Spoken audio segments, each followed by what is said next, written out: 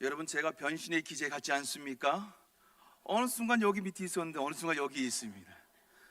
순식간에 기도하는 사이에 뿅 하고 여기에 나타났습니다. 여러분, 오늘 우리 서로 인사하길 원합니다. 이렇게 밝은 웃음으로 이렇게 인사합시다.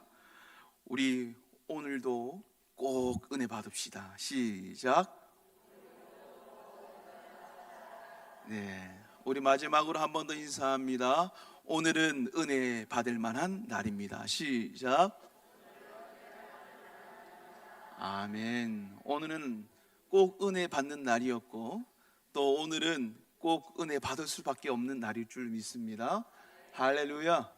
아멘. 그럼 제가 여기 있으니까 참 아들 같고 귀엽고 뭐 그래서 그런지 모르겠는데, 여기 있을 때마다 막 어르신들이 자꾸 웃으시고 하시는데 그렇게 애교스럽게 보이십니까? 제가 좀 더 잘생겨야 되는데 귀엽게 생겨서 그랬나 봅니다. 여러분, 오늘 주님께서 여러분들을 그렇게 사랑스럽게 보실 줄 믿습니다. 주님을 바라보는 그 모습이 여러분 오늘 이런 모습이 될 줄 믿습니다. 주님만 바라보면 이렇게 웃음이 나고 좋을 수가 없습니다. 고백되어지는 오늘 시간 되길 바랍니다. 여러분, 오늘 본문 말씀에 보니까 여러분 아론과 그의 아들인 제사장들이요 이스라엘 백성들을 향해서 이렇게 축복하라고 하시면서 하나님께서 그들에게 명령하시는데요, 오늘 본문 24절부터 26절을 보게 되면 PPT 좀 올려주시겠습니까? 지금부터는 제 얼굴보다도 집중을 위해서 PPT를 좀 봐주시면 좋겠습니다. 24절부터 26절까지의 말씀을 보면 너를 지키시기를 원하며 은혜 베푸시기를 원하며, 이렇게 하면 아멘 하실 줄 알았는데 다시 백 돌려야 되겠습니다. 여기 제한테 있거든요. 자, 너를 지키시기를 원하며 은혜 베푸시기를 원하며 평강 주시기를 원하노라. 여러분, 읽기만 해도 우리가 은혜가 되고 아멘이라 외쳐지지 않습니까? 그런데 하나님께서 왜 이런 축복을 이들에게 하라고 말씀하는 걸까요? 그것은 이스라엘 백성들에게 지금 현재 가장 필요한 것이 무엇인지 하나님께서 너무나도 잘 아시기 때문입니다. 그렇다면 광야의 삶을 살아가는 이스라엘 백성들에게 가장 필요한 것은 무엇일까요? 여러분, 오늘 본문 보면 우리가 대충이라도 우리가 알겠지만 여러분, 바로 하나님의 은혜였고 하나님의 보호하심이었고 하나님이 주시는 참 평안이라는 것입니다. 그 광야에서 돈도 명예도 여러분 권력도 필요하지 않고 오직 단 하나, 여러분 그 단 하나가 필요한데 그것이 무엇이겠습니까? 하나님의 은혜이고 하나님의 보호하심이라는 것입니다. 이스라엘 백성들이 지금 가장 필요한 것을 아셨던 하나님께서 너희들을 그렇게 축복하기를, 너희에게 나의 보호하심이 있고 은혜가 있을 것이고 평강이 있을 것이라고 축복하라고 지금 말씀해주고 있습니다. 그런데 여러분, 우리의 삶도 좀 똑같지 않습니까? 우리가 살아가는 이 삶도 마찬가지 아닐까요? 우리의 삶에 굉장히 많은 것이 필요한 것 같지만 이런 광야의 삶을 살아가는 우리의 삶 가운데도 필요한 것은 다른 것이 아니라 하나님의 은혜이고 하나님의 평강이라는 겁니다. 아멘. 그런데 만약에 우리에게 여러분 하나님의 은혜가 없다면, 하나님의 돌보심이 없다면, 하나님의 보호하심이 없다면, 하나님이 우리에게 주시는 평강이 주어지지 않는다면 여러분, 우리가 가지고 있는 수많은 문제들, 수많은 상처들, 아픔들을 가지고 우리가 어떻게 이겨낼 수 있을까요? 이런 상황 가운데 우리가 어떻게 복을 누린다라고 말할 수가 있을까? 그러니 하나님이 우리에게 부어주시기를 가장 원하시는 것은 하나님의 은혜이고 하나님의 평강이라는 것입니다. 저는 오늘 이 말씀을 붙잡고 기도하는 중에 특별히 오늘 본문 말씀 26절에 있는 말씀을 가장 강하게 다가왔습니다. 그것이 무엇이냐면 나에게 평강 주시겠다고 하시는 하나님의 약속이라는 것입니다. 하나님의 약속. 여러분이 지금 삶이 좀 평안하십니까? 마음의 평강이 좀 있으십니까? 여러분, 평강이라고 하는 것은 하나님의 은혜와 하나님의 보호하심에 대한 확실한 믿음과 내 생기는 것이 평강입니다. 여러분, 그럼 제가 여러분에게 다시 한 번 더 질문할게요. 여러분, 우리 삶에 평강이 있습니까? 여러분의 삶 가운데 참 진실한 평화가 넘쳐나십니까? 기쁨이 넘쳐나십니까? 많은 사람들이 예수를 믿습니다. 예수를 믿고 살아갑니다. 그러나 그 마음속에 진정한 평안이 없이 살아갈 때가 하나님 너무나도 많다는 겁니다.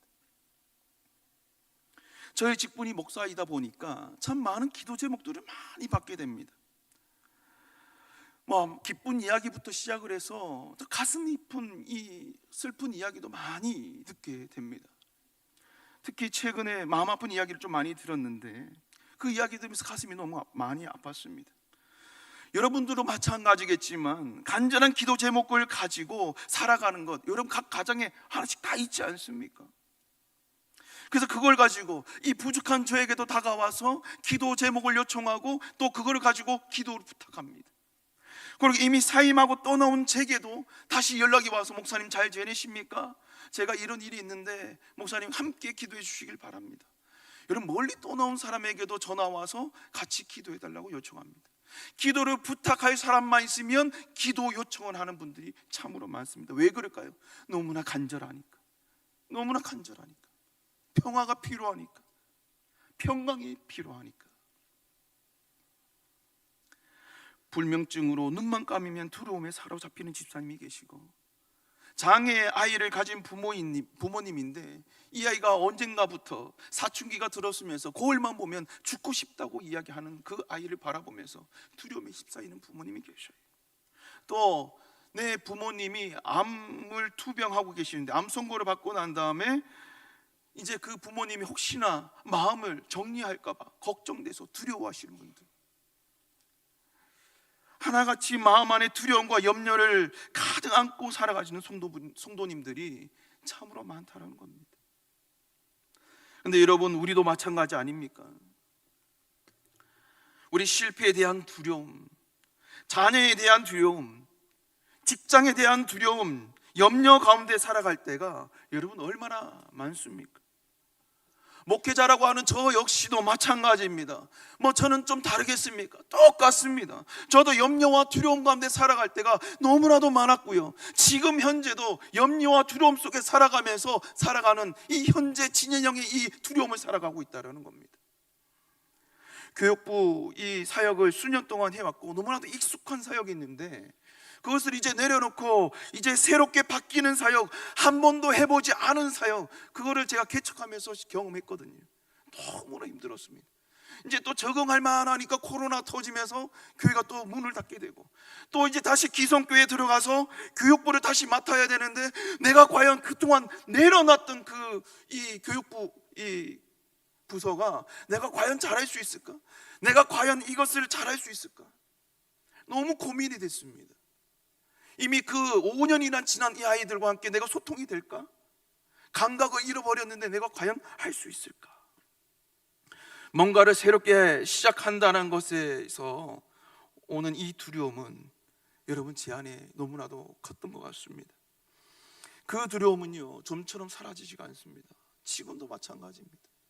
과연 내가 저 아이들을 바뀔 수 있을까? 하나님 제게 능력 주십시오. 힘 주십시오.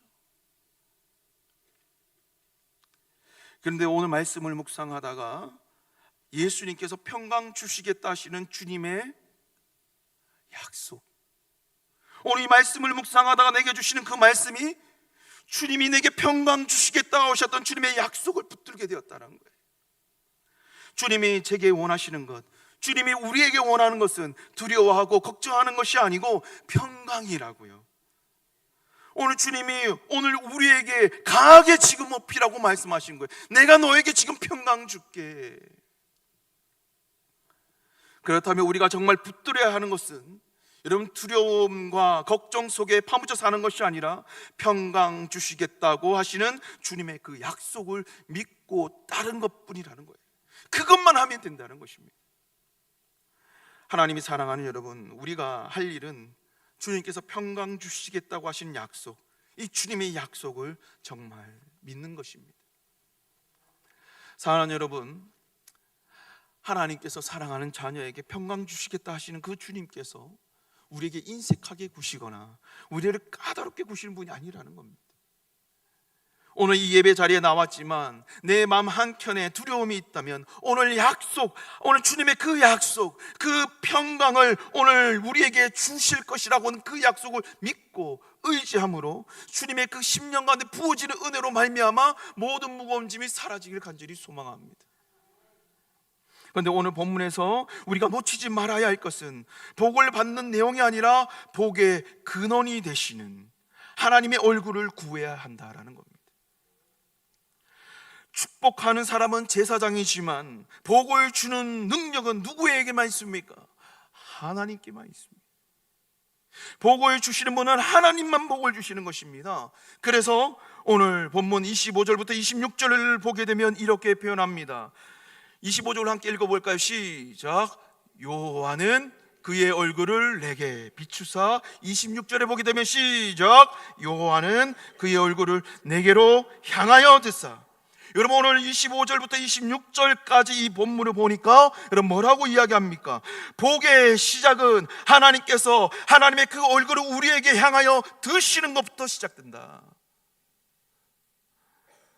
하나님의 얼굴을 우리에게 비추사 하나님의 얼굴을 우리에게 드셨다고 말씀해 주시는 것입니다. 여러분, 여기서 얼굴을 비추신다, 얼굴을 비추신다라는 것은 하나님과 하나님의 백성, 그러니까 우리와 하나님과 이 관계가 바른 관계를 말하는 것입니다. 올바른 관계.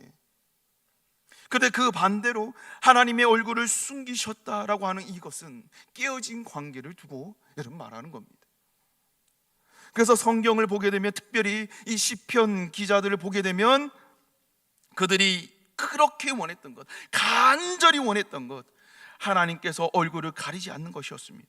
하나님께서 얼굴을 숨기지 않는 것이었습니다. 그래서 시편 27편 9절에 보게 되면 이렇게 말합니다. 주의 얼굴을 내게서 숨기지 마시고 주의 종에게 놓아여 버리지 마시고. 31편 16절에도 주의 얼굴을 주의 종에게 비추시고, 69편 17절에도 보게 되면 진리의 얼굴을 주의 종에게 숨기지 마시고, 88편 14절에도 보게 되면 여호와여 어찌하여 나의 영을 버리시며 어찌하여 얼굴을 내게서 숨기시나이까. 마지막으로 105편 4절 우리 함께 읽어볼까요? 시작. 그의 얼굴을 항상 구할지어다. 여러분, 성경에서 주님의 사람들이 가장 두려워하는 이 순간이 무엇이냐? 바로 하나님의 얼굴을 내게서 돌리는 순간이라고 이야기하는 것입니다. 왜요? 그것은 바로 복이 단절되는 것이기 때문입니다. 그런데 오늘 본문 24절에 하나님은 우리에게 복을 주시고 해서 하나님은 우리를 향하여 얼굴을 드시는 분이시지 일부러 숨기시는 분이 아니라는 사실을 우리가 꼭 기억해야 됩니다. 그러면 무엇이 문제냐? 문제는 우리의 시선이 문제라는 것입니다. 만약 우리의 시선이 주님을 향하고 있다면 주님과의 바른 관계, 주님과 아주 친밀한 관계를 말하는 것입니다. 그래서 오늘 이 시간 우리가 간절한 소망을 구해야 될 것은 하나님의 얼굴을 구하는 것이어야 됩니다. 다른 것이 아니라 하나님과 나와의 이 둘만의 여러분 아이 컨택, 초점이 맞아야 돼요. 그래서 우리는 이렇게 고백되어져야 됩니다. 주님, 제가 오늘도 주님의 얼굴을 보길 원합니다. 주님, 주님의 그 얼굴이 내게로 향하여 지길 원합니다. 주님의 그 찬란한 그 광채가 내게로 비춰 주시옵소서. 이 복의 근원이 되시는 주님의 얼굴을 구하는 것을 여러분 우리는 필요합니다. 오늘 이 본문을 통하여서 우리가 정말 구해야 할 것 중에 또 한 가지가 있는데, 그것이 무엇이냐면 복을 받는 것을 넘어서 이제 복을 비는 자가 되라라는 것입니다. 자, 복을 비는 자가 되라는 것입니다. 아론과 그 아들들이 제사장 특권은 그들이 하나님의 이름으로 누군가에게 복을 비면 그 복을 하나님께서 들으시고 베풀어 주신다는 것입니다. 오늘 본문 말씀 27절 말씀 우리 다 같이 한 목소리로 읽어봅니다. 시작. 그들은 이같이 내 이름으로 이스라엘 자손에게 축복할지니 내가 그들에게 복을 주리라. 아멘.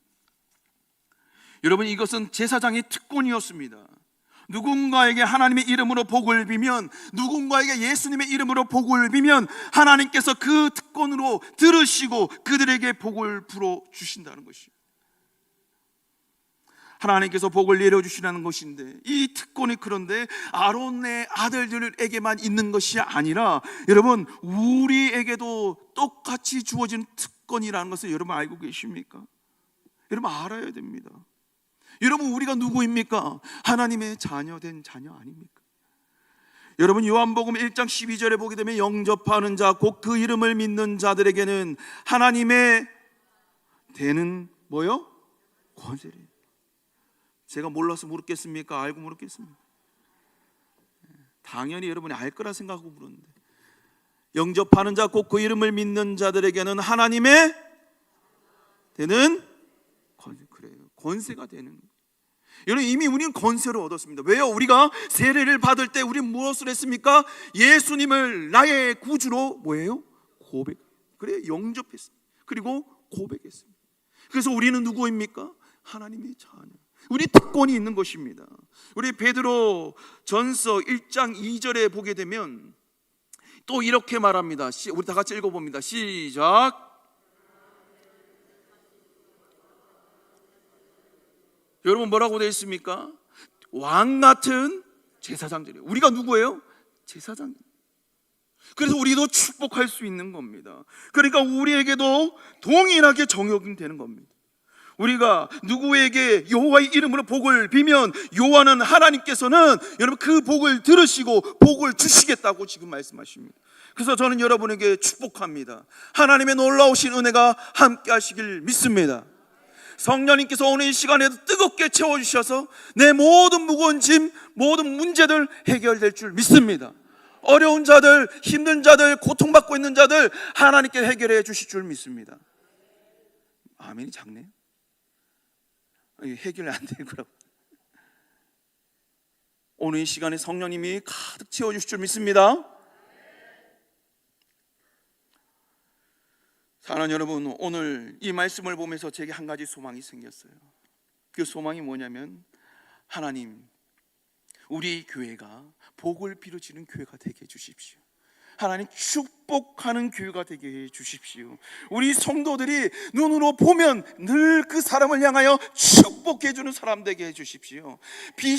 비그리스도인들을 보게 되면 하나님, 저들도 구원해 주십시오라고 축복해 줄 수 있는 우리 성도들이 되기를 간절히 바랍니다. 사랑하는 여러분, 그렇게 해서 하나님의 놀라운 능력과 체험이 일어나서 하나님의 이름을 전하는 증인이 되게 해 주십시오.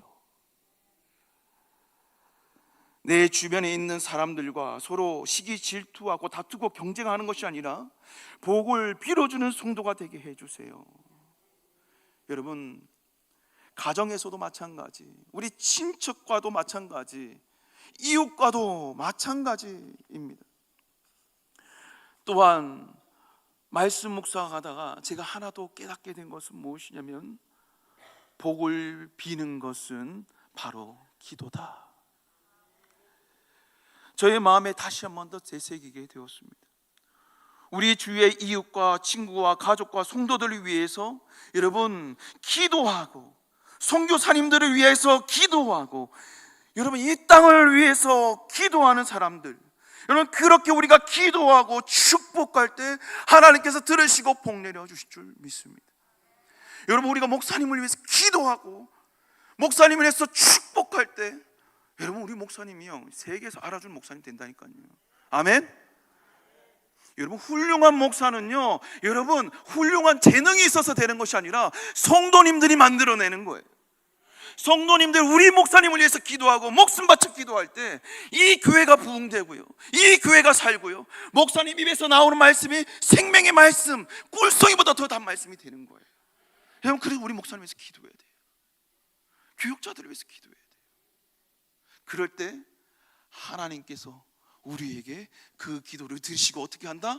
복 주신다. 아멘.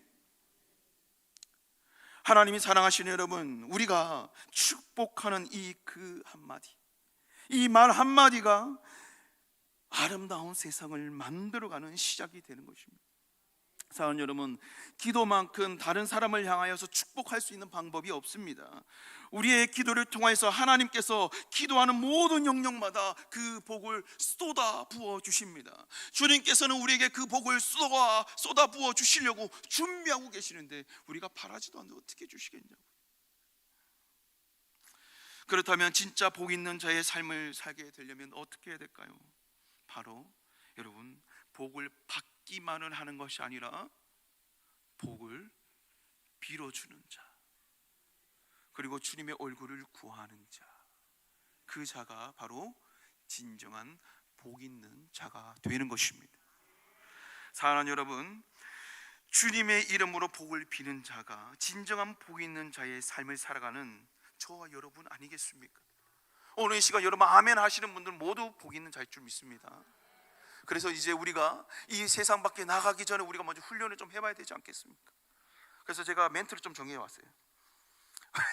좀 같이 좀 따라 해봤으면 좋겠어요. 자, 손을 이렇게 해보세요. 양손 가슴에 올리세요. 그리고 이 치는 거예요. 그리고 이렇게 하는 겁니다. 나는요 보배롭고 존귀한 하나님의 아들입니다, 딸입니다. 우리 한번 연결해서 시작. 나는요 보배롭고 존귀한 하나님의 아들입니다. 아멘. 여러분, 나는 그런 사람입니다. 여러분 보배롭고 존귀한 하나님의 아들이고 딸일 줄 믿습니다. 우리 두 번째로 이어서 해볼까요? 나는요 주 안에서 잘 될 수밖에 없습니다. 아멘. 우리 함께 크게, 이거는 크게 안 하면 안 보자. 내가 계속 끝날 때까지 해봅시다. 자, 시작. 나는요, 아멘. 옆 사람 보고 얘기해 보세요. 시작.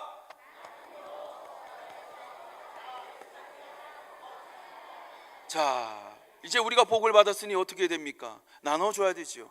옆 사람의 직분을 불러주면서 이제 시작. 집사님은요 주 안에서 잘 될 수밖에 없습니다. 권사님은요 주 안에서 잘 될 수밖에 없습니다. 앞뒤로 한 번 더 시작.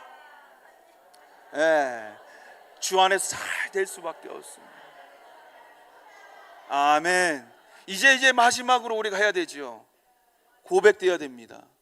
시작. 그럼요.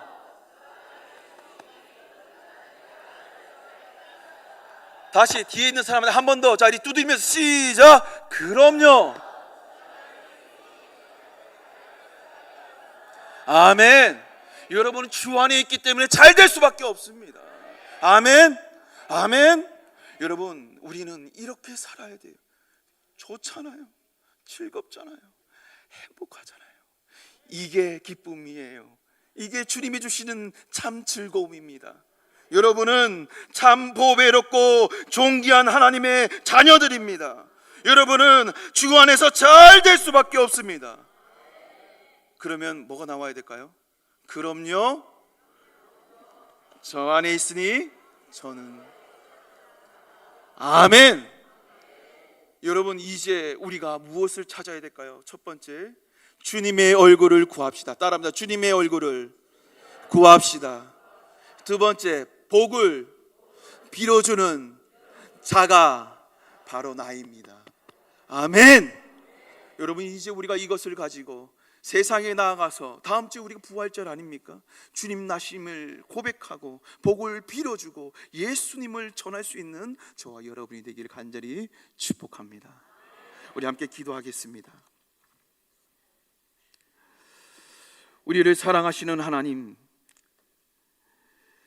주님 앞에서 예배하고 참 일상의 삶으로 우리의 모든 흐트러지고 각자의 삶으로 돌아갑니다. 각자의 자리에서 어디에서 무엇을 하든 주님이 함께 하시는 시간 되게 하여 주시옵고, 주를 바라보게 하시고 주의 얼굴을 구하는 하나님 닮은 백성 되게 하여 주시고, 날마다 하나님 부르심에 순종하는 주님의 착하고 충성된 자녀 되게 하여 주시옵소서. 사랑의 아버지 하나님, 지금껏 우리의 삶 속에 불평과 아집들이 습관화되어 있고 관성되었고 정말 우리가 습관처럼 살아갔지만 이제 허물과 죄악들을 다 용서해 주시고 이제 입을 열 때마다 하나님 앞에 감사가 묻어나게 하여 주시고 고백이 되게 하여 주시고 주님의 사랑을 닮아서 서로가 서로를 사랑하고 보듬어주고 축복하는 체질이 되게 하여 주시옵소서. 성령 하나님, 우리를 새롭게 변화시켜 주시옵소서. 하나님, 여기 주님의 마음을 품고 이 세상으로 돌아가는 사랑하는 교우들 순간순간마다 붙들어 주시고 어디서 무엇을 하든지 주의 이름을 나타내며 주의 영광만 드러낼 수 있는 하나님의 사람들이 되어지도록 성도의 길을 이끌어 주시옵소서. 복되게 하여 주시옵소서. 존귀케 하여 주시옵소서. 이 모든 것 우리를 너무나 사랑하시는 우리 구주 예수님의 이름으로 간절히 기도드리옵나이다. 아멘.